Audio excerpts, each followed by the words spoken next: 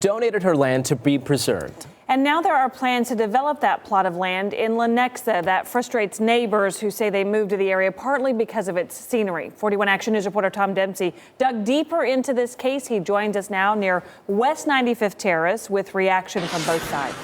Well, if this development project happens, this forest land that you see over here would be cut down. It was donated to the Arbor Day Foundation from a woman who passed away. And now neighbors who live close by, including the people who live in this house, want answers about this project. Chris Stuckey has lived in this Lenexa home with his family since last August. In particular, he enjoys the peace and quiet of the area. Part of why we bought this property was for the backyard and the trees. But a new housing development project could put land like this in jeopardy after a woman who passed away in 2011 donated the land to the Arbor Day Foundation.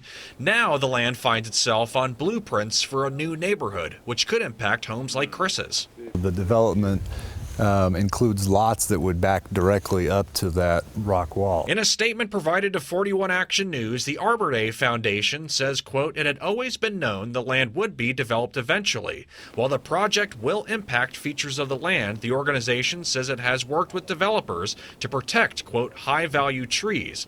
The Arbor Day Foundation even provided parts of the woman's will showing her request for retirement housing and a lodge on the land. But Chris Stuckey believes the housing project, calling for a number of homes, a pool, community center, and a senior living facility, goes too far. I don't know that she anticipated that it would be a full-blown housing development with with streets and all that. A city spokesperson says the project will help address the growing population of Lenexa.